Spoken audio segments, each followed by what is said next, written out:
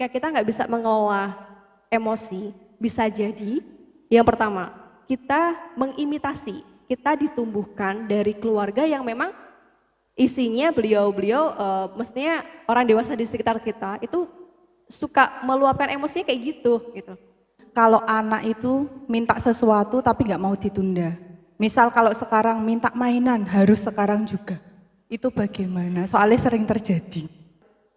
Langkah apa yang baik, apakah membiarkan saja dengan tadi menyampaikan tidak apa-apa, ambil mainan yang lainnya lagi, atau yang kedua saya biarkan seperti itu karena mempertahankan apa yang ia miliki tersebut. Terima kasih Bunda. Kadang kan saya juga ikut emosi, titipin ke ayahnya juga kayak juga meledak-ledak juga. Jadi kan berarti harus dua-duanya, mungkin pola asuhnya saya sama suami juga dulunya gitu, berarti harus menyelesaikan dulu kan. Baik, pemateri sudah ada di hadapan kita semua. Nanti pada sesi pertama, pemateri akan memaparkan materi sama kurang lebih 40 menit. Selanjutnya di sesi kedua ada sesi tanya jawab moderator dan peserta. Untuk itu saya persilahkan kepada Bunda Novelina Yusraning Dia SPSI untuk menyampaikan materinya. Baik, terima kasih Mbak Nurul. Saya izin untuk berdiri ya, karena yang belakang nggak kelihatan, padahal udah cantik-cantik dari rumah. Ya Bu, Bismillahirrahmanirrahim. Assalamualaikum warahmatullahi wabarakatuh. Yang saya hormati Ibu Kepala Sekolah TK dan juga BIT, Ketua POMG, dan juga ibu-ibu semua. Gimana kabarnya hari ini? Alhamdulillah. Oke, saya belum dengar suaranya yang belakang. Semoga yang diam-diam ini bukan pertanda bahwa adanya banyak tekanan di akhir bulan ya Bu ya. Akhir tahun, oke. Baik Bu. Nah, kita pagi ini akan coba belajar bersama terkait dengan gimana sih caranya untuk membantu anak mengelola emosi. Karena anak kita di sini kan 3 sampai 6 tahun ya, di bawah 7 tahun. Kadang-kadang kalau misalnya ada suatu hal yang ingin dia mau gitu, suka marah, meledak-ledak, ada keinginan yang nggak bisa diturutin, dia kadang-kadang gigit atau punya adik, kadang-kadang bertengkar sama adiknya sampai nyubit atau mukul. Nah, itu wajar nggak sih gitu? Atau gimana caranya? Nah, kita akan diskusikan bersama di sini. Oke, sebenarnya awal dari ini semua kita harus kenal dulu emosi itu sebenarnya apa. Nah, emosi kan kita sering dengar, sering ngobrol tentang emosi apa aja sih emosi itu gitu. Semua hal yang kita rasakan ya, baik itu senang, sedih, kecewa, marah, itu semua adalah bagian dari emosi. Dan itu sangat natural, sangat natural. Emosi bikin kita jadi terlindungi gitu. Dengan adanya emosi kita jadi tahu kita mau ngapain. Misalnya pagi tadi habis ke pasar terus dompetnya hilang gitu ya. Kalau kita nggak punya emosi, kita nggak akan tergerak untuk mencari dompet itu gitu. Atau mungkin rumah kita lagi dibakar sama orang. Kalau kita nggak ada emosi, kita nggak akan marah, nggak akan ngejar itu orang yang siapa yang bakar. Ya kan Bu? Barang kita ya udahlah, kan nggak kayak gitu. Justru kalau misalnya kita nggak ada emosi itu, rasanya semuanya flat-flat aja, itu justru yang berbahaya. Ada satu hal yang nggak pas di diri kita. Ya, nah, lalu emosi itu, ya next, fungsinya apa sih? Dia ada untuk bisa bikin kita survival, untuk bisa bikin kita survive gitu ya. Kalau misalnya yang sering kita dengar ada emosi yang positif, kayak marah, terus kecewa, bimbang, itu termasuk emosi yang negatif gitu. Atau ada juga yang menggolongkan perasaan senang, bahagia, itu termasuk emosi yang positif. Memang ada banyak sekali perspektif, namun sebenarnya semua emosi itu layak untuk kita terima. Apapun, entah itu rasa kecewa, dendam, khawatir, hal-hal itu bukan suatu hal yang negatif. Cuman bagaimana perilaku setelah emosi datang, itu yang perlu kita gali yang pas gitu. Nah, dalam emosi itu pasti ada hal yang memicu kan ya, dari emosi itu nanti akan bikin kita juga bereaksi di tubuh. Biasanya kalau pas lagi marah nih Bu, lagi sebel greget banget. Biasanya apa Bu reaksi dalam tubuhnya? Mahnya kumat, oke. Kepala cenut-cenut, apalagi Bu? Bawanya panas, hawanya panas. Heeh. Ada yang geter, kalau misalnya habis teriak mungkin, terus geter tangannya, ada yang deg-degan. Nah itu adalah bagian dari reaksi emosi. Jadi itu harus kita sadari, karena nggak bisa dipisahkan antara emosi dan juga reaksi tubuh. Juga selain manifestasi tubuh, itu juga ada reaksi pikiran. Kalau misalnya pas kita lagi lihat anak habis jatuh misalnya prosotan, nah terus jatuh, reaksi pertama kita apa? Kaget, sakit enggak? Kadang-kadang ada yang langsung bentak Bu, kamu kenapa? Mainnya gini. Nah, padahal sebenarnya yang kita rasakan itu adalah khawatir dia kenapa-napa. Tapi yang termanifestasi marah, ya kan? Jadi kita sebagai orang dewasa pun kadang-kadang suka kebingungan, suka kurang pas dalam mengekspresikan emosi. Yang sebenarnya kita khawatir ke anak karena dia sakit, jatuh. Tapi yang keluar adalah malah kita marahin, marah-marah ke anak. Nah itu artinya kita juga perlu belajar nih untuk bisa mengekspresikan emosi dengan tepat. Padahal sebenarnya kita khawatir loh, ya khawatir. Tapi yang keluar marah. Nah ada apa ini? Nah oke, next. Kita akan belajar lebih lanjut tentang otak anak. Kenapa sih anak di usia di bawah 6 tahun itu suka meledak-ledak gitu ya? Yang tadi kayak mukul, membanting barang, atau bahkan yang pernah saya jumpain itu anak 2 tahun, itu dia sampai 2 tahun, 3 tahun gitu ya, menyakiti dirinya sendiri gitu loh. Kayak membenturkan kepala ke tembok gitu ya, atau menyakiti dirinya sendiri, mukul-mukul dirinya sendiri. Dan hal-hal lain. Nah ini sebenarnya kenapa gitu ya? Bagian dalam otak kita itu ada 3, otak primitif, dia bagian paling belakang, dan ada yang bagian tengah, namanya sistem limbik, dan ada yang bagian depan, neokorteks. Yang bagian belakang, otak primitif ini sifatnya reaktif. Jadi kalau misalnya pas anak dalam situasi yang tertekan, dia itu bisa aja reaksinya fight.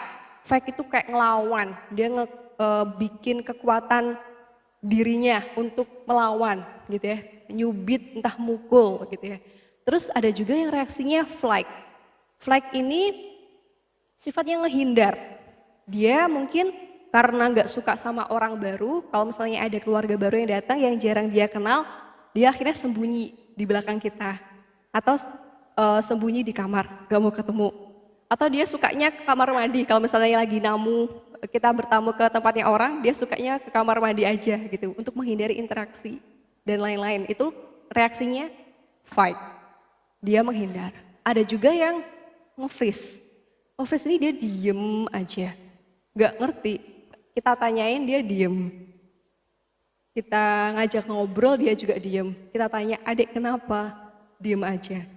Ini karena dia sebenarnya gak bisa mengekspresikan gitu loh, apa yang ada di dalam dirinya, perasaannya. Reaksinya freeze, otak yang paling belakang. Nah kita lanjut ke sistem limbik yang bagian tengah. Dia ini sifatnya kayak polisi atau lampu lalu lintas yang bagian mengatur. Misalnya ada tamu dan anak itu ngerasanya tamu ini aman, maka dia akan mengizinkan dan bersikap baik sama tamu itu. Tapi kalau misalnya dia ngerasanya ini kayaknya orangnya bakal jahat gitu, atau reaksi-reaksi lain yang anak itu ngerasanya ini nggak aman nih, maka otak anak akan langsung ngasih sinyal ke yang paling belakang untuk merespon fight, flight atau freeze gitu. Ini otak primitif ini yang paling berkembang ketika anak sedari lahir gitu ya, karena ini untuk survival. Kalau misalnya anak ngerasain sakit dia nggak nangis, malah justru kita yang khawatir ya Bu ya. Makanya emosi itu datang untuk survivalnya anak. Nah, lanjut di otak yang bagian depan. Bagian depan itu ada prefrontal cortex. Dia baru tumbuh gitu ya, baru matang berkembang di usia 24-25 tahun. Nah, ibu-ibu di sini mungkin ada yang 20 tahun ke atas. Sebenarnya masa-masa ini kita tuh baru berkembang sepenuhnya. Otak bagian depan kita. Tempat untuk kita bisa berpikir secara jernih, untuk regulasi emosi, bagaimana mengelola emosi. Itu memang baru matang di usia 20 tahun ke atas. 24 sampai dengan 25, itu baru matang gitu ya. Jadi kalau misalnya dibalik lagi pertanyaannya, ketika ada anak di bawah 6 tahun yang tadi meledak-ledak itu wajar nggak Bu? Wajar. Bagaimana Ibu? Karena otaknya belum berkembang, setuju sekali Ibu. Sangat wajar. Ini akan menjadi tidak wajar apabila perilakunya, intensitasnya ya, misalnya kayak dia tantrum lebih dari 30 menit gitu ya, atau mungkin dalam 1 bulan lebih dari 10 kali tantrum, itu baru yang nggak wajar. Ketika masih di bawah itu intensitasnya, itu masih dalam kategori wajar, karena otak anak belum berkembang dengan sempurna. Nah, dibalik sekarang, sedangkan kita sebagai ibu ya, misalnya kita masih suka meledak-ledak, suka teriak, nah. Yang usianya udah 20 tahun ke atas sih, masih suka teriak, masih suka kesulitan gitu ya, suka marah-marah, meledak-ledak ke anak, itu wajar enggak? Oke, berarti sekarang kita abis ini perlu konsultasi pribadi ya Bu ya. Nah oke, next. Baik, maka dari itu karena otak anak belum sepenuhnya matang, kita perlu membantu dia untuk dapat mengelola emosinya. Nah, ini sangat memudahkan kita ya untuk mengetahui sebenarnya dia butuhnya apa. Kalau anak apa-apa ngomong, apa yang dia rasakan, dia kenapa, itu kita enak ya Bu ya, bisa tahu dia kebutuhannya apa, dia maunya apa. Terus anak itu juga jadinya bisa tahu emosinya orang lain. Kalau yang sering di rumah itu, ya anak saya pas saya lagi diem aja, lagi gak mood gitu ya, ibu lagi marah ya gitu. Jadi kayak semacam dia yang jadi alarm gitu. Atau pas waktu saya itu pas itu kelepasan gitu ya, kelepasan marah, gitu. Anak saya yang ngingetin, ibu, gitu. Jadi sampai, oke ya. Jadi betapa ajaibnya ketika kita mengajarkan, kita bersama anak, sama-sama berlatih untuk mengelola emosi. Jadinya anak justru juga jadi semacam alarm juga, pengingat juga untuk kita gitu. Nah, selanjutnya kenapa sih regulasi ini penting ya? Jadi kalau misalnya terkait dengan regulasi, mungkin ada yang masih berpendapat kalau emosi itu ya, emosi seperti marah, sedih, atau kecewa itu sebaiknya ditekan aja gitu ya, direpress, jangan dikeluarkan.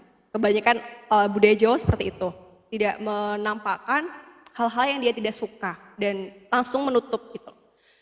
Dalam hal regulasi yang sehat, ini kita berbicara hal yang sehat ya, itu kita terima semua emosi yang hadir, itu kita terima. Cuman perilakunya ini yang kita perlu bantu anak untuk dapat merespon secara tepat. Karena emosi yang tidak nyaman seperti marah gitu ya atau sedih itu anak mampu mengekspresikan dengan baik gitu ya, yang tidak menyakiti, yang tidak destruktif gitu ya, yang juga tidak menyakiti diri maupun orang lain. Sama seperti kita ngajarin anak berjalan. Kita ngajarin anak berjalan, bisa nggak anak dibantu berjalan sama orang yang belum bisa berjalan? Kira-kira bisa nggak Bu? Nggak bisa. Kita anak kecil bisa berjalan karena ada yang latih dia yang bisa berjalan. Sama seperti juga emosi. Dalam hal membantu anak untuk dapat mengelola emosi, kita juga perlu berlatih, terus berlatih. Karena ini akan ngefek gitu. Karena orang tua yang kurang dapat mengelola emosinya dengan baik, itu juga akan ngefek ke anak. Anak juga jadinya meledak-ledak, kurang dapat mengekspresikan emosinya secara sehat. Sebaliknya kalau misalnya kita sudah berlatih gitu ya, aku yakin ini hal yang panjang ya, perlu terus mencoba. Tapi selagi kita mau mengupayakan ini bareng-bareng sama anak, nanti anak-anak juga lama-lama akan terampil dalam mengolah emosi. Nah, koregulasi ini tahapan yang pertama kita kenalin dulu nih bagaimana sih ragam emosi? Karena anak itu masih belum konkret ya, belum sepenuhnya mengerti hal yang kita sampaikan. Jadi kita perlu kaitkan dengan hal yang dekat sama dia. Misalnya terkait marah. Oh, adik marah. Rasanya kayak ini ya, kayak kebakar ya. Rasanya kayak ada api ya. Nah, kalau misalnya lagi kebakar, apa yang dilakukan? Dia pasti mikir, semprot air gitu ya, semprot air atau minum. Akhirnya dia minum atau dia mandi gitu ya. Atau kita kasih gambaran kayak gunung yang mau meletus gitu ya kan, dus gitu ya. Ya kayak gitu deh kalau misalnya marah rasanya. Dan kita juga ajarin dia untuk bagaimana sih reaksi dalam dirinya. Gimana dek, kalau misalnya pas lagi marah, gimana? Oh ini deg-degan gitu ya. Atau mungkin dia rasanya pengen banting-banting atau rasanya tuh pengen lari-lari gitu. Selagi itu tidak merusak ya, kayak semacam dia pengen lari kalau marah atau mukul sesuatu yang tidak menyakiti ya, atau bermain plastisin yang teksturnya nyaman ya kalau misalnya kita pegang, itu nggak apa-apa. Itu justru malah baik karena dia mampu mengekspresikan emosinya dengan tidak menyakitin gitu. Dan juga tentunya terus berlatih untuk dapat menyampaikan perasaan pas ibu lagi nggak nyaman, pas ibu lagi ada hal yang nggak disukain sama anak, sampaikan aja. Itu juga sangat berarti kok buat anak. Jadi misalnya pas ibu lagi marah, dek ibu lagi marah loh, karena apa gitu ya. Sampaikan. Jadi anak akhirnya belajar juga gimana caranya untuk melatih menyampaikan emosi gitu.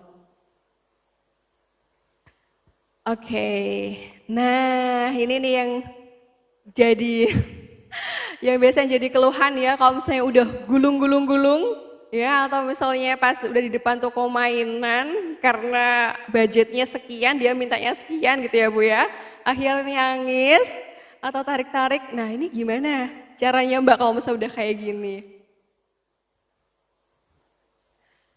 Ketika anak tantrum, karena tadi di awal kita udah sepakat ya, otak anak memang belum matang. Kita yang otaknya sudah matang nih, ini yang lebih sehat secara mental dan bisa lebih bijak dalam merespon. Yang bisa dilakukan yang misalnya dia lagi marah, teriak-teriak, menendang gitu ya. Jauhkan dari sesuatu hal yang bisa menyakiti dia, jaga keamanannya. Pas dia marahnya di lantai 2, mungkin kita bisa ajak ke lantai 1, biar gak terlalu berbahaya. Gitu. Jauhkan dari benda-benda yang berbahaya, kayak gunting dan lain-lain. Biarkan dia mengekspresikan emosinya. Terus kemudian bantu untuk memberi nama apa yang dirasakan. Adik marah, adik sebel ya gak dibelikan ibu mainan itu. Kenapa? Gitu. Ajak aja berdialog. Gitu. Biarkan dia meluapkan kekesalannya itu. Karena dia masih dalam proses latihan gitu ya.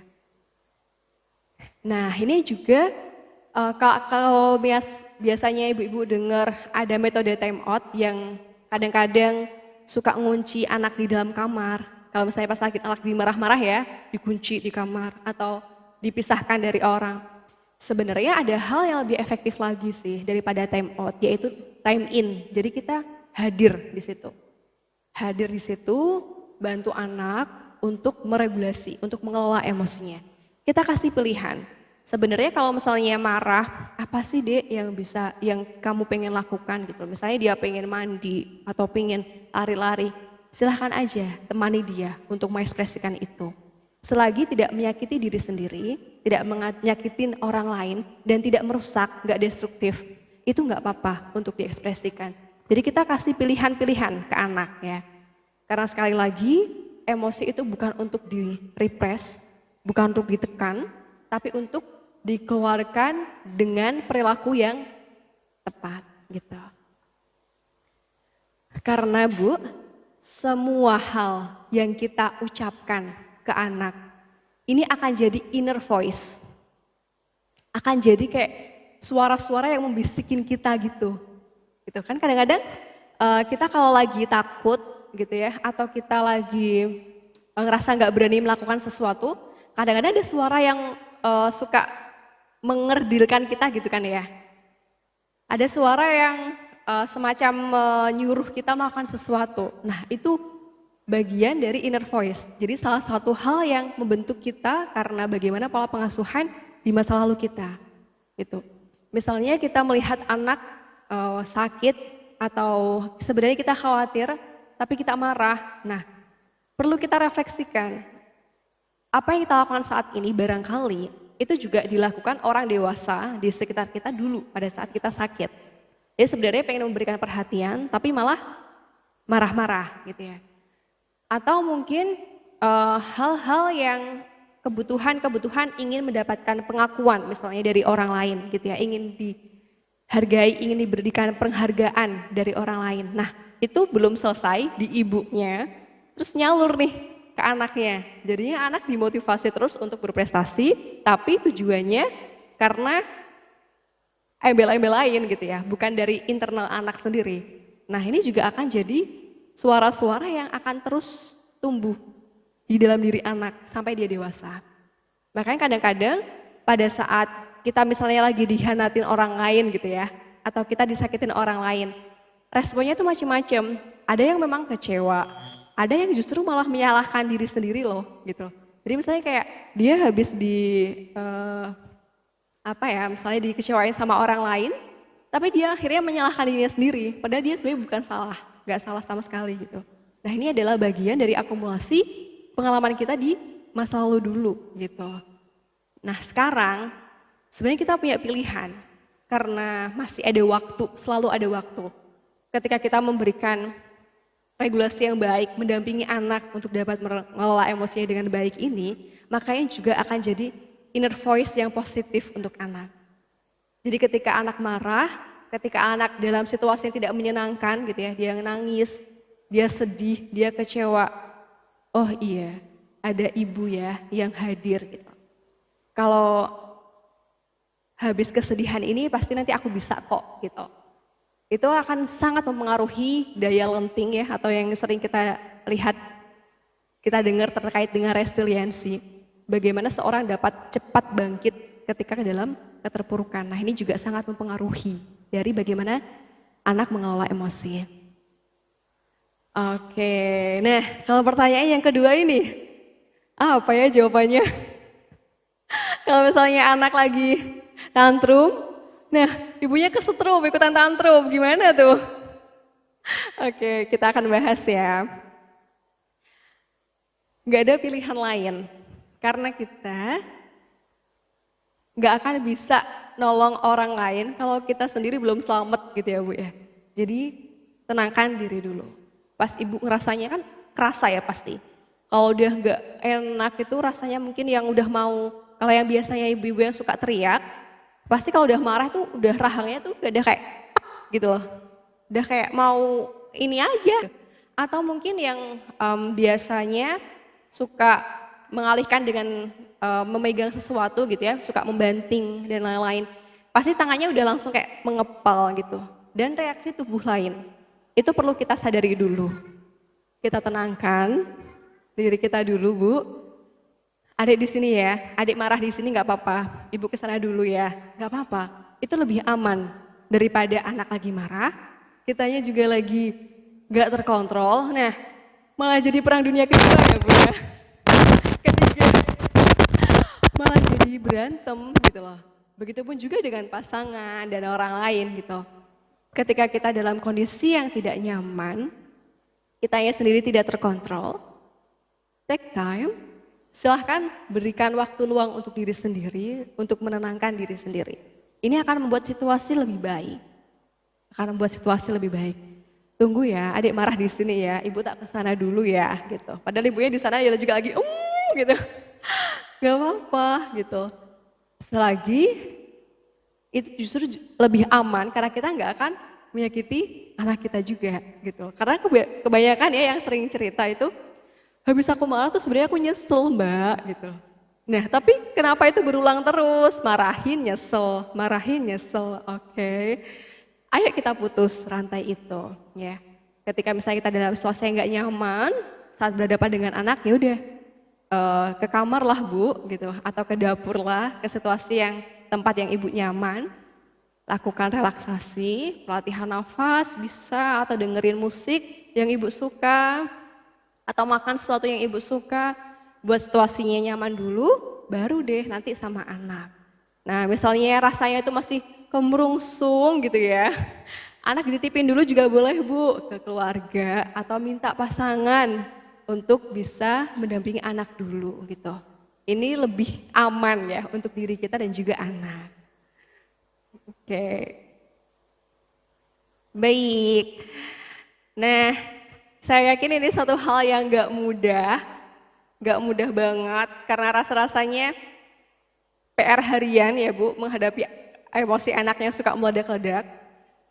Tapi apa sih yang bisa dilakukan dan mulai dari mana? Oke, next. Yang bisa kita lakukan, ayo kita lakukan refleksi dengan keluarga gitu ya. Kita coba audit keluarga nih. Sebenarnya apa sih permasalahan anak, hambatan anak gitu ya. Yang biasanya sering kali bikin dia dalam situasi yang gak nyaman itu apa aja. Itu kita tulis, coba kita tulis. Kita diskusikan di situ sama suami, kesalahan kita apa gitu ya. Kekurangan suami juga apa. Dari situ kita coba apa sih solusinya gitu. Mungkin ada cara-cara kita yang pas waktu anak marah-marah terus kita ikut marah gitu. Atau misalnya pas anak-anak lagi marah nangis kita ninggal, itu kan juga hal yang tidak benar ya. Nah itu perlu dievaluasi dulu. Dievaluasi, didiskusikan dengan pasangan, baru deh nanti kita coba pelan-pelan. Karena saya yakin ini perjalanan yang gak mudah, tapi bisa, saya yakin bisa. Kalau misalnya terus diusahakan gitu. Oke, nah bagi ibu-ibu yang masih memiliki isu dengan dirinya sendiri, masih sulit untuk mengontrol dirinya sendiri, ibu rasa-rasanya butuh untuk bisa melihat diri sendiri. Kira-kira apa ya pengalamanku dulu, sehingga ini yang turut membuat aku seperti ini. Gitu. Itu perlu disadarin dulu diri ibu. Kalau misalnya masih ada hal yang rasanya susah untuk dikontrol gitu ya, itu diselesaikan dulu. Nah setelah itu bantu pasangan. Kadang-kadang isu nggak ada di ibu tapi ada di pasangan gitu ya. Mungkin ayahnya ini sosok yang khawatir banget atau yang pemarah banget. Nah ini coba kita diskusikan. Kenapa sih ya kok responnya kayak gitu kalau misalnya sama anak. Kita coba obrolin. Dan kemudian baru deh bantu anak ya untuk dapat mengelola emosinya dengan tepat. Karena nggak bisa ibu aja tuh nggak bisa, perlu ibu dan ayah ya, ibu bersama ayah untuk membantu mengelola emosi anak. Baik, oke, Happy Mother's Day. Yeah, untuk ibu-ibu semua, terima kasih banyak sudah bertahan, sudah mendampingi anak sampai sejauh ini. Saya yakin gak mudah, capek. Karena kita kadang-kadang belum selesai dengan diri kita sendiri, udah harus merangkul anak gitu ya. Tapi saya yakin upaya yang ibu lakukan setiap harinya ini tidak akan sia-sia. Ini adalah sebuah perjalanan tentang diri kita dan peran kita sebagai ibu yang nantinya insya Allah akan mendapatkan suatu keindahan nantinya, dan juga kebahagiaan anak sendiri kan juga bagian dari kebahagiaan kita ya Bu ya. Oke, baik. Terima kasih. Ya, silakan Mbak Nurul.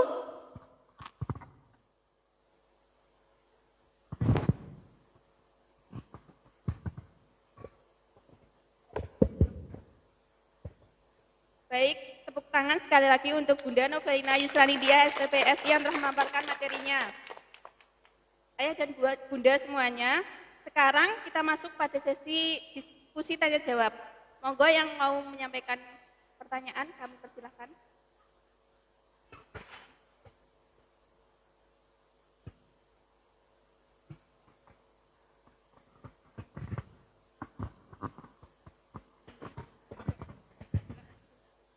Assalamualaikum warahmatullahi wabarakatuh. Saya Mama Diti. Gini Bunda, biasanya kan kalau anak-anak di usia 2 sampai 6 tahun marah wajar. Kalau orang dewasa seperti kita tidak wajar. Nah ini cara mengendalikan, kadang-kadang saya menyadari saat saya marah, saya gantian sama ayah, ya saya marah, ayah ya yang nemenin nanti sebelum saya meledakkan gitu. Tapi kadang kondisi badan saya lagi nggak enak, saya capek, anak kan gini, "Ma tolong ini, udah dek nanti." Gitu ya, itu gimana cara mengendalikan emosi yang mendadak datang itu loh Bunda. Itu yang saya belum bisa mengimbangi. Iya, soalnya kan kadang-kadang saya capek, ada tamu gitu ya. Terus anaknya nangis, ini dulu ini, iya dek nanti kan gitu. Biasanya marah, saya ingin mengendalikan hal seperti itu masih kesulitan. Itu bagaimana cara menanggulanginya? Itu aja yang saya tanyakan. Terima kasih Bunda. Oke, baik. Terima kasih juga Mama Diti. Ini rasa-rasanya bukan dari Mama Diti juga ya. Keluhan kebanyakan ibu juga seperti itu. Jadi gimana sih caranya biar kita sebagai orang dewasa nih bisa mengelola emosi dengan baik. Karena kita sering kelepasan gitu ya sama anak-anak gitu. Nah, seperti tadi bahwa yang pertama sadarin dulu bahwa semua emosi itu wajar, itu natural. Sama kayak air. Air yang ngalir, semakin kita tekan, semakin kita nggak kasih jalan, dia akan tekanannya kuat gitu. Juga nanti di suatu titik akan muncrat tuh dia, luber kemana-mana justru. Sama dengan bagaimana cara kita mengelola emosi. Ketika kita memiliki kebiasaan untuk merepress emosi ya. Kalau misalnya ada hal yang nggak menyenangkan, langsung kita tekan. Enggak, aku nggak ngerasain itu. Atau hal lain, langsung kita tekan tanpa kita berikan dulu, tanpa kita izinkan dulu dia untuk hadir gitu ya. Nah, perlu kita ubah dulu nih kebiasaan-kebiasaan lama kita yang kurang tepat, kita ganti nih dengan yang tepat. Marah itu wajar. Yang nggak wajar itu marah-marah. Ya. Sama. Iya, marah itu sangat natural. Wajar kita marah, misalnya anak lagi berantakin mainan dan hal-hal lain kita marah. Sampaikan aja, "Adik, ibu marah loh kalau misalnya kamu berantakin mainan gak dikembaliin lagi," gitu. Yang tidak tepat itu responnya, "Adik, nah." Iya, itu Bunda, memang yang susah itu menekan kata-kata kita. Kadang kita terlalu keras mengucapkan kata-kata itu loh yang membuat saya kadang-kadang kelepasan. Udah Dek itu, saya sebenarnya setelah saya bilang seperti itu ya saya sadar, saya menyesal. Tapi kenapa itu masih terjadi dan terulangi lagi itu. Dalam hal mempraktekkan pun itu juga ada kelepasannya gitu ya. Ya nggak apa-apa, kita catat aja. Oh, aku pas kelepasan ternyata pas aku belum sarapan. Kita catat. Berarti pagi aku harus sarapan dulu biar nggak emosian. Atau pas ada situasi tertentu gitu ya yang bikin kita itu marahnya nggak wajar. Nah, marah yang nggak wajar ini yang perlu kita catat. Apa sih? Kita coba catat. Kalau misalnya hanya di pikiran, itu nanti hanya berdebat gitu ya Bu ya di pikiran. Suatu hal yang terjadi, misalnya kayak tadi emosi yang meledak-ledak, kita catat coba. Kira-kira apa sih penyebabnya? Kenapa ya aku kayak gini? Nanti karena diri kita, manusia, itu bertindak tuh hanya karena dua gitu ya. Karena condition dan juga karena imitation. Karena kondisi kita dan juga karena kita meniru. Nah, cari penyebabnya apa? Ketika kita nggak bisa mengelola emosi, bisa jadi yang pertama, kita mengimitasi, kita ditumbuhkan dari keluarga yang memang isinya beliau-beliau mestinya orang dewasa di sekitar kita itu suka meluapkan emosinya kayak gitu. Suka langsung teriak atau dengan nada tinggi gitu ya, suka langsung mencecar dan lain-lain. Karena kita akhirnya secara nggak langsung ya, meskipun kita nggak diajarin, kita belajar. Karena kita meniru, kita mengimitasi bagaimana orang di sekitar kita mengelola emosinya. Dan juga karena condition, kita cek nih, diri kita udah pas belum di hari ini gitu ya. Mungkin kebutuhan dasar kita belum terpenuhi, barangkali kita tidurnya kurang, atau belum terpenuhi makannya gitu, itu juga ngefek ke diri kita. Jadi penuhi kebutuhan diri dulu Bu, nggak akan bisa kita nyelamatin orang lain kalau kita sendiri belum selamat ya. Pastikan kebutuhan diri ibu sudah terpenuhi, dan juga yang kedua terus berlatih. Gak apa-apa, bareng-bareng. Gak ada yang salah gitu. Dan misalnya suatu hal kita kelepasan gitu ya, kita sadarin aja, oke aku kelepasan, besok apa yang harus aku lakukan gitu. Yang penting adalah menyadari. Dengan menyadari ini kita bisa terus belajar gitu, terus mengevaluasi. Dan bisa bercerita juga ke pasangan, sharing. Misalnya pas aku lagi enggak, seperti yang Ibu tadi sampaikan ya, udah tepat banget, keren banget deh. Tadi udah sharing sama ini ya, sama pasangannya untuk saling membantu, saling backup, itu penting banget. Karena kita yang pas awal gitu ya, di situasi tersebut yang perlu kita selamatkan adalah diri kita sendiri dulu gitu. Take time, bikin jeda untuk diri sendiri, baru deh nanti sama anak-anak lagi gitu. Semoga bisa membantu menjawab. Terima kasih. Makasih Bunda. Selanjutnya siapa lagi yang mau bertanya? Lempar-lempar nih gak apa.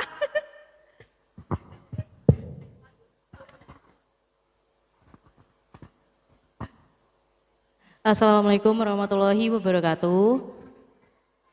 Perkenalkan saya Putri Bunda, saya mau izin bertanya kepada Bunda Novelina. Jadi saya kan punya anak Bunda, usia anak saya baru 22 bulan, belum genap 2 tahun. Dan laki-laki, jadi mungkin kalau laki-laki kan bahasanya kurang ya, jadi ngomongnya agak belum. Nah itu juga sering emosi dia, ngamuk-ngamuk.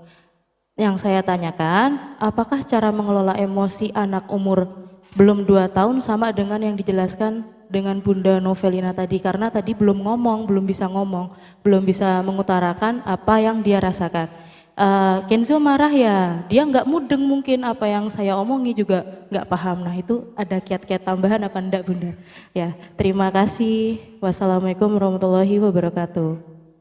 Pertanyaan menarik sekali Bunda Fitri. Jadi sebenarnya gimana sih perkembangan emosi antara anak yang 1 sampai dengan 3 tahun dengan di atas itu apakah sama atau ada bedanya gitu ya? Terus bagaimana kita menanggapinya gitu? Atau mungkin teriak gitu ya? Lalu lanjut lagi ke usia yang 4 tahun ke atas. Kalau misalnya tadi yang hanya bisa merasakan marah dan sedih aja, kalau yang 4 tahun ke atas, apa aja yang biasa dirasakan anak? Udah bisa ngerasain apa aja emosinya? Kecewa, iri sama adik mungkin. Ya, terus apa lagi? Cemburu. Lebih kompleks ya Bu ya. Jadi memang anak yang di usia 4 tahun tersebut lebih bisa merasakan beragam emosi daripada usia yang dasar tadi, yang 1 sampai 2 tahun. Terus gimana nih kalau misalnya cara kita mengajari anak yang belum bisa berbicara gitu ya, belum mengerti apa yang kita sampaikan. Memang perkembangan bahasa anak itu mulai berkembang di usia 2 tahun ke atas. Tapi bukan berarti ketika kita memberikan sesuatu ke dia, kita mengafirmasi dia, kita mengucapkan kata-kata, kita mengkondisikan dia, itu juga akan ngefek. Meskipun nanti keluarnya nanti ketika dia udah siap perkembangan bahasanya gitu. Tetap strateginya sama, tetap akui perasaan. Jangankan yang udah 1 tahun ke atas gitu ya, yang masih lahir, misalnya yang bunda-bunda yang mau lahiran ini, kayak Bunda Ustazah Siti yang sebentar lagi mau lahiran, baby yang baru lahir, itu juga sering-sering deh kita ajak komunikasi gitu. Adik kenapa keringetan ya jadinya nangis atau hal lain. Bentuk dari perhatian kita, ucapan-ucapan tadi itu juga melatih kita, melatih diri kita untuk bagaimana merespon anak. Jadi kitanya juga belajar, anaknya juga belajar. Meskipun tidak dapat mengungkapkan, tapi bukan berarti anak tidak menerima apa yang kita berikan ke dia. Jadi terus sampaikan aja, sejak dini, sedari dini, sampaikan terkait dengan emosi. Agar anak tahu beragam emosi, dia menyadari, terbiasa gitu ya, dapat mengungkapkan emosi. Nah ini akan jadi modalitas yang sangat baik Bu, untuk dia kelak gitu loh. Anak di usia 3 tahun ke atas ya, yang sudah bisa menyampaikan perasaannya ke kita, yang sudah ngerti ibu ini lagi marah, lagi sebel sama aku dan lain-lain, itu akan sangat memudahkan kita untuk memenuhi kebutuhan anak dan memudahkan dia, karena dia akhirnya nggak frustasi. Jadi sedari dini kita ajari bagaimana menyadari dan juga mengelola emosi, nanti ini akan tumbuh sehingga poin-poin yang tadi kita diskusikan akan bisa anak dapetin di usianya nanti ketika usia 4 tahun ke atas gitu. Baik, terima kasih banyak Bunda Fitri. Terima kasih Bunda. Assalamualaikum warahmatullahi wabarakatuh. Perkenalkan saya Bunda Bita dari TKA. Bunda, izin bertanya. Di suatu ketika anak saya main dengan temannya, terus rebutan mainan, mungkin seperti itu. Ada dua sisi yang menurut saya itu sama-sama apa ya? Yang pertama, ketika rebutan mainan tersebut, saya berpikir bahwa mungkin dia mempertahankan apa yang ia punyai. Ketika saya tanya, Mbak Bita, itu berikan saja, temannya kan pinjam. Dia bantah lagi, tapi kan tidak izin. Ya, sekarang dipinjamkan saja, terus mainannya rusak. Ketika hal itu terjadi, dia marah, mungkin memukul, merampas dan sebagainya. Ketika saya mau menyampaikan, biarkan saja, tidak apa-apa, ambil mainan yang lain, di suatu ketika lagi, dia akan melakukan hal yang saya ucapkan tidak apa-apa tadi, dia melakukan hal yang sama seperti temannya yang merebut mainannya tersebut. Langkah apa yang baik, apakah membiarkan saja dengan tadi menyampaikan tidak apa-apa, ambil mainan yang lainnya lagi, atau yang kedua saya biarkan seperti itu karena mempertahankan apa yang ia miliki tersebut. Terima kasih Bunda. Assalamualaikum warahmatullahi wabarakatuh. Waalaikumsalam. Ini kegalauan ibu-ibu yang usia TKA ke atas ya, yang anaknya udah bisa mempertahankan kepemilikannya, udah punya mainan dan kemana-mana bawa mainan, kadang-kadang dipinjam orang lain, terus kita bingung nih, rasanya gak enak sama ibu itu kalau gak dipinjemin, tapi juga kasihan ini punya anaknya gitu ya Bu, serba dilema gitu. Oke, saya setuju sekali dengan Ibu Binta tadi bahwa kita perlu menghargai keputusan anak terkait dengan kepemilikan. Kadang-kadang kita yang sulit untuk mengontrol gitu ya, untuk cepat bereaksi, menyuruh anak untuk melakukan yang kita inginkan, karena kita rasanya nggak enak sama ibu samping gitu ya, atau kita rasanya nggak enak sama orang lain, sama ibu-ibu yang lain gitu ya. Kita perlu menyadari seutuhnya bahwa emosi memang diciptakan untuk survival. Jadi adanya dia mempertahankan miliknya itu juga bagian dari kepemilikan. Jadi sebenarnya itu hal yang wajar. Gak apa-apa ketika anak tidak berbagi pada saat itu kepada temannya, juga gak apa-apa ketika misalnya ada hal perilaku lain gitu ya, rasa-rasanya dia kok kayak egois banget gitu. Tapi yang perlu kita kembali kasih lampu merah ya, kalau misalnya perilakunya sudah menyakiti diri, menyakiti orang lain, atau yang sifatnya destruktif atau merusak. Selagi gak ngerusak selagi nggak meyakitin temennya, selagi dia nggak mukul-mukulin dirinya sendiri, selagi dia nggak menyakiti dirinya sendiri, itu sebenarnya nggak apa-apa Bu. Itu bagian dari dia proses untuk belajar, menjaga kepemilikan. Dan kita juga sebenarnya dalam hal melatih emosi anak ya, ada banyak sekali hal yang bisa kita lakukan gitu. Misalnya dengan kita bacain buku, kan ada banyak sekali ya buku terkait dengan emosi, terkait dengan kepemilikan. Nah ini kita sering baca ke anak. Terus misalnya ada peristiwa tertentu, kita ajak ngobrol anak. Dek, misalnya pas kamu lagi main, terus kamu nggak dipinjemin, itu rasanya gimana? Jadi kita membantu anak untuk berpikir di posisi orang lain gitu. Ini juga akan pelan-pelan membantu dia untuk berpikir dan melatih emosinya. Seperti ucapan maaf gitu ya, terima kasih. Kadang-kadang kita suka terlalu terburu-buru. Dek minta maaf sama temennya gitu, atau hal lain. Jadi seolah-olah nantinya kata-kata maaf ini jadinya nggak bermakna gitu loh. Karena dilakukan dengan terpaksa. Nanti ada waktunya sendiri-sendiri Bu, sabar. Anak akan mampu mengucapkan maaf dengan tulus. Jadi kita kayak gigit lidah ya, jangan terburu-buru untuk merespon, untuk memberikan apa ya, mengomentari suatu hal yang menurut kita baik di saat itu tanpa kita melihat dulu situasi di sisi anak, dari sisi anak seperti apa.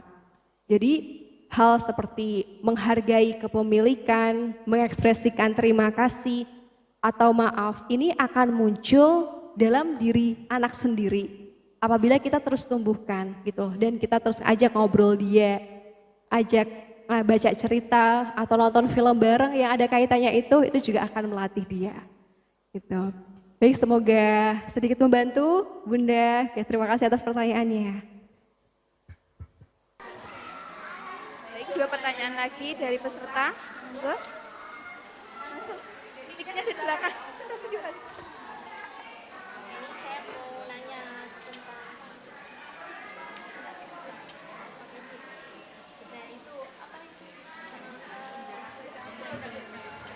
Ini nanya, tadi kan tentang kalau anak lagi tantrum, sebaiknya kita time in. Nah, saya tuh sama suami biasanya tuh lebih ke time out gitu. Maksudnya lebih kayak bukan yang terus dikunciin gitu enggak, tapi lebih ke yaudah kak, kan yang sering tantrum kakaknya, karena yang laki-laki. Itu tuh dia tantrumnya dia hebat gitu, maksudnya padahal udah 6 tahun ya, tapi masih nangis, masih kayak gitu. Kalau butuh apa gitu masih nangis, banget gitu. Nah maksud time outnya tuh gini, dia tak bikin, yaudah kak nangis dulu, berapa menit, butuh nangis berapa lama, tak gituin kan. Kadang kan saya juga ikut emosi, titipin ke ayahnya juga kayak juga meledak-ledak juga. Jadi kan berarti harus dua-duanya, mungkin pola asuhnya saya sama suami juga dulunya gitu, berarti harus menyelesaikan dulu kan. Mungkin kita masing-masing punya inner child, aku sama suami juga. Nah maksud saya time in-nya itu loh, saya pengen juga langsung ngomong, kak kamu kecewa ya, kamu lagi marah ya, kayak gitu. Marahnya tuh kenapa? Terus ibu sama ayah harus bantu kamu apa? Nah itu tapi tetap dia masih nangis lama, mungkin bisa 15 menit tuh masih kayak gitu terus. Nah waktu tepatnya untuk time in-nya itu loh, time in kan udah dibiarin tuh, kok masih nangis terus, belum puas dia marahnya. Itu waktu tepatnya untuk time in-nya tuh gimana gitu caranya buat yang apa nunggu sampai bener-bener dia ya udah kalem, bener-bener kayak udah capek banget, dia nanti lama-lama juga udah capek tidur langsung gitu kan. Nah kita masuknya itu pas kapan gitu, takutnya dia udah ketiduran atau gimana gitu pun ya. Ya baik ya, kebayang ya situasinya dan keren banget. Mama Ocha sama ayah juga sudah mempraktekkan bagaimana memberikan waktu untuk anak mengelola emosi. Nah itu yang gak semua orang tua udah punya Mama Ocha. Jadi cara yang udah Mama Ocha lakukan untuk memberikan waktu anak biar dia tenang. Iya, kakak marah gak apa-apa, kakak teriak-teriak, sebel, rasanya gak enak, nangis-nangis gak apa-apa, mama tunggu. Yang perlu diberikan penekanan di sini adalah kita tidak mengabaikan. kita tetap hadir. Kakak nggak apa-apa, Kak Ocha nggak apa-apa, marah. Mama ada di sini ya. Misalnya kamu butuh bantuan, Mama ada, ya. Mama di sini, Mama nemenin kamu. Apapun situasi kamu, Mama nemenin kamu. Rasa aman ini yang perlu kita hadirkan ke anak.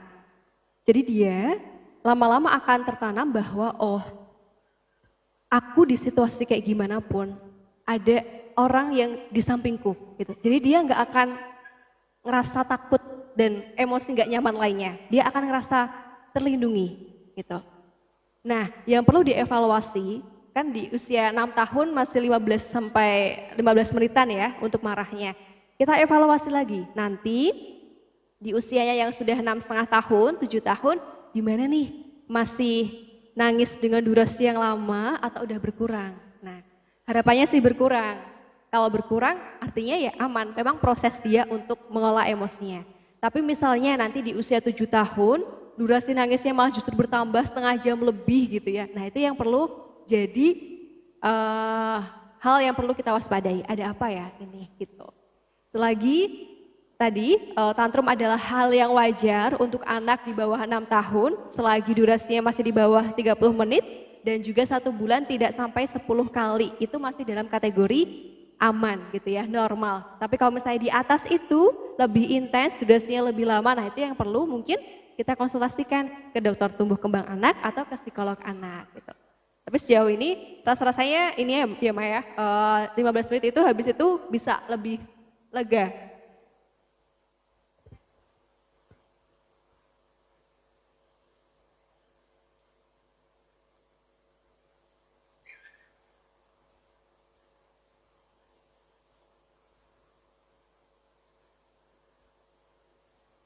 Menit sampai 15 menit. Nah, maksud saya tuh buat kayak menasihatinya itu kan tadi kan Bunda tadi memaparkannya boleh time out gitu kan, boleh. Nah, seringnya kan saya makanya time out ya, tapi nggak sampai yang tak kunciin gitu, cuma tak suruh udah boleh marah nangis 10 menit, terserah kamu mau gulung-gulung apa terserah, Ibu ada di situ, tapi nggak yang terus udah sih Kak diem nggak gitu, tapi tak biarin sampai 10 menit, tak gituin, tak liatin gitu dia. Kalau udah kalem baru gimana kak ngomong sama ibu gitu, tatap matanya gitu. Maksudnya saya tuh kadang kalau dia udah sampai 15 menit, kadang tuh kakaknya tuh udah capek, terus minta minum terus kayak tidur gitu. Nah saya buat ke time in-nya tuh kayak nasihatinya itu loh, itu tuh kapan gitu, pas apa mau tidur atau gimana, mesti kalau hal kayak gitu tuh nggak boleh. Kalau ya sebentar aja, kalau nangis kecewa sebentar aja apa gitu apa gimana gitu. Oke, otak yang bagian pusatnya emosi itu kan ada di amigdala ya.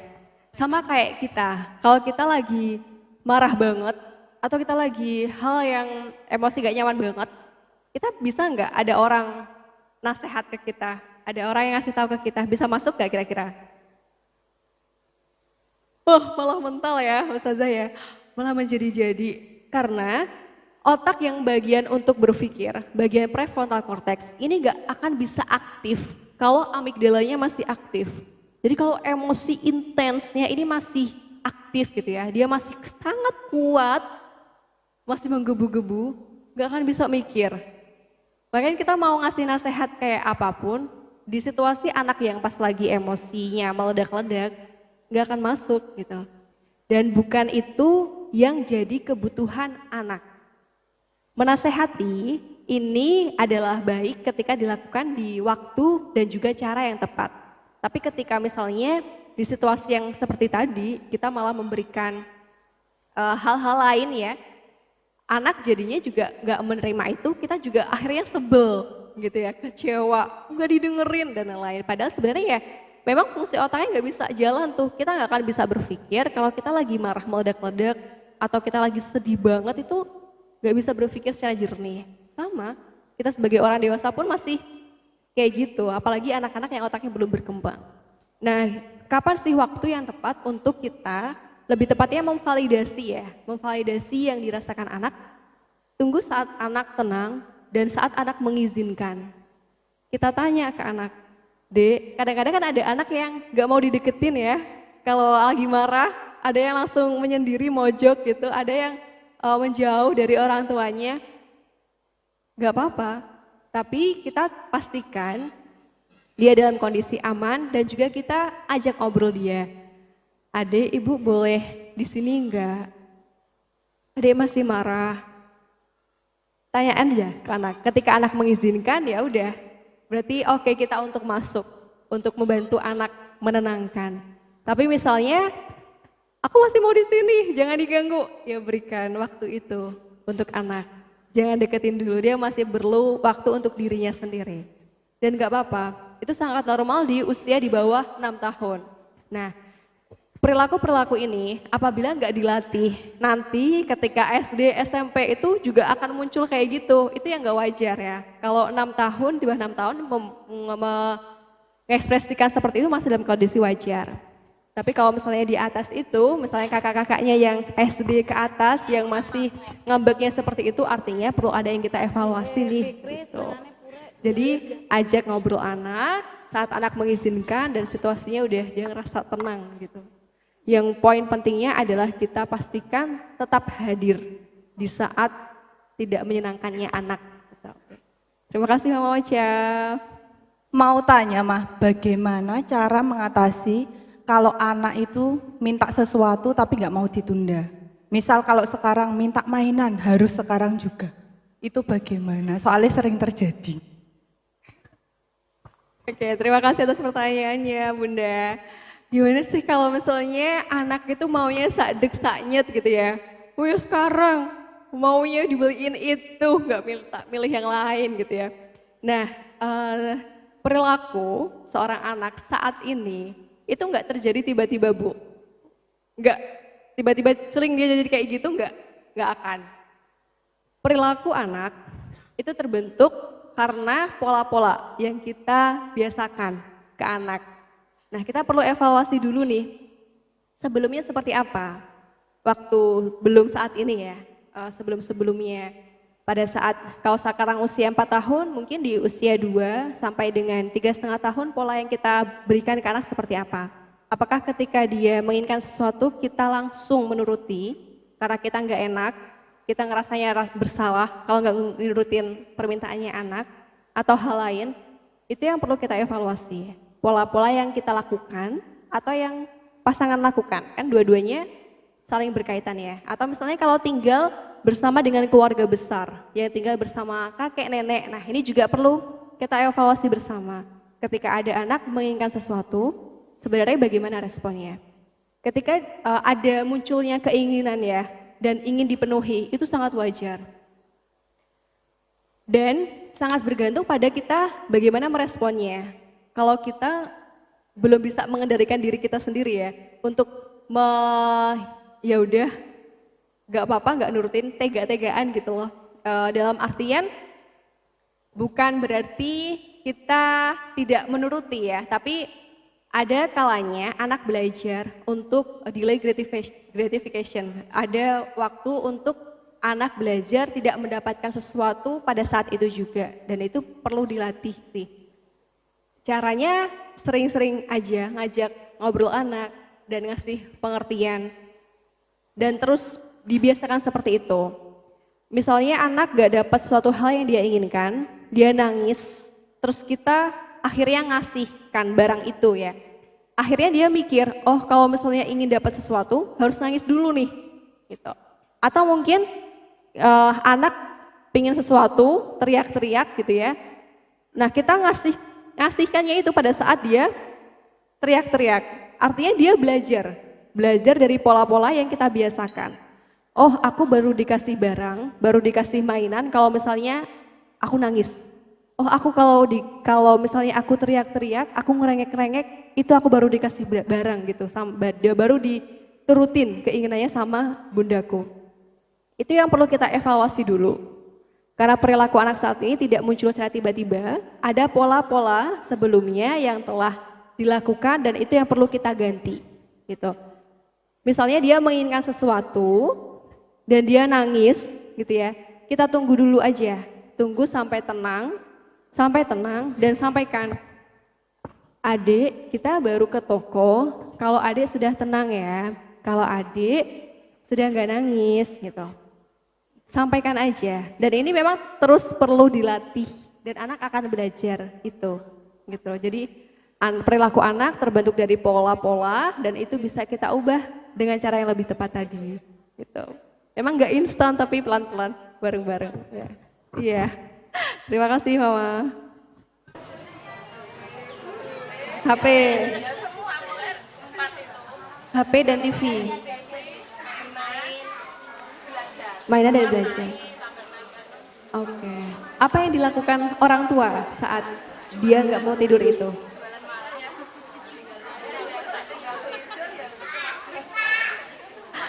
Iya. Ya, akhirnya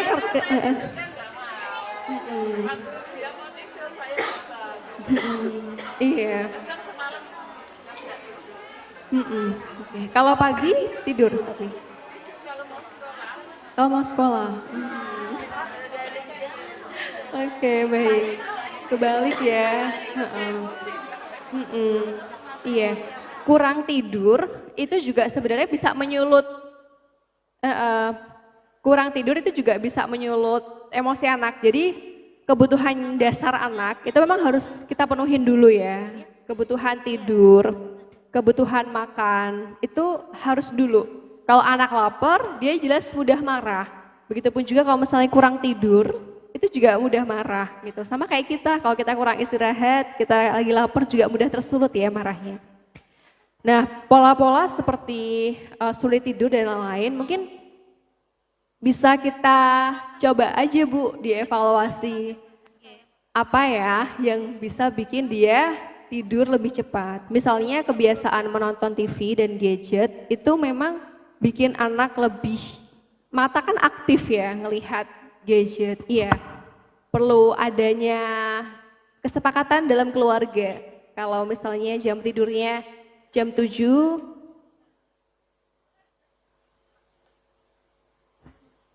iya, memang butuh waktu untuk anak memahami, artinya kita juga perlu membantu untuk mengkondisikan. Jadi jam 7 katakanlah hal-hal lain kayak gadget, HP, TV itu udah dinonaktifkan, udah nggak boleh ya, udah nggak boleh dan harus tegas Bu. Kalau misalnya hari ini boleh, besok boleh, hari ini nggak boleh, besok boleh lagi, anak gak akan belajar. Sama kayak tadi mainan, kita langsung ngasih waktu anak nangis, besoknya kita bisa delay, bisa menunda. Tapi sama Bu, HP dan TV ketika aktif itu sama, karena audio, pendengaran dan juga secara verbal dan juga dari penglihatan itu kan aktif ya. Jadi itu juga merangsang untuk kita terus aktif gitu. Sama kayak kita sebelum tidur kita gadgetan kan tidur kita nggak nyenyak gitu ya. Sama dengan anak. Jadi perlu ada kesepakatan dalam keluarga. Misalnya jam 7 udah off semua, kita rutinkan coba aja. Itu selama 1 bulan. Tapi jangan jeda-jeda gitu. Kalau misalnya jeda-jeda nanti anak gak akan belajar. Perlu konsisten. Paling enggak 1 minggu lah full. Jam 7 harus sudah mati semua. HP, TV, mainan boleh monggo. Tapi HP, TV mulai di nonaktifkan jam 7 gitu ya. Nah setelah itu minggu kedua ganti hal lain. Apa sih yang bisa bikin anak terbantu untuk tidur? Adik mau ditemenin ibu baca cerita? Atau mau hal lain yang dia suka, yang di kasur apa? Kita coba penuhi itu dan lakukan dengan konsisten. Memang agak sulit untuk mengubah kebiasaan yang sudah ada ya Bu, tapi bisa kita usahakan gitu. Semangat Bu.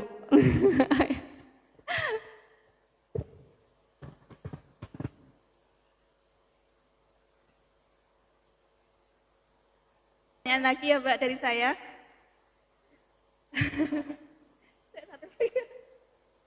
Apakah hal-hal yang kita lakukan saat hamil itu mempengaruhi emosi anak nanti pada saat lahir terus sampai dewasa? Pengaruh apa enggak? Iya, ini ya sering banget kita baca konten pengaruh dari kehamilan pada emosi anak gitu ya. Tapi sebenarnya kalau dari jurnal penelitian belum ada yang membuktikan bahwa bagaimana emosi ibu pada saat hamil ya, pada saat hamil ini akan turun ke anak gitu. Karena anak belajar itu ya setelah dia mampu melihat dan merasakan gitu ya, dari imitasi dan juga dari kondisi. Jadi kalau misalnya sampai saat ini, Mbak Nurul, aku belum pernah menjumpai jurnal yang menyebutkan adanya pengaruh emosi orang tua ke anak ya. Tapi kalau misalnya teman-teman dari ibu-ibu di sini ada yang menemukan jurnal dari penelitian ya, silahkan nanti bisa dibagikan mungkin ya. Itu juga tambahan banget untuk aku. Ya, baik. Tepuk tangan sekali lagi untuk narasumber yang telah memaparkan materi dan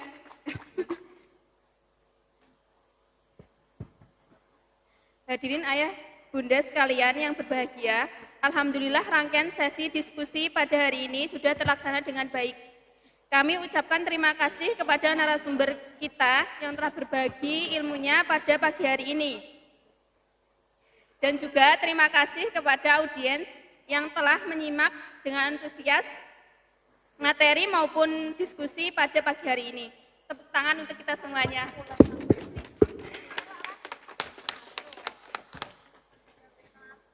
Jadi kesimpulannya, marah adalah emosi yang natural, bukan untuk diredam atau ditolak, namun untuk disadari dan dikelola dengan baik.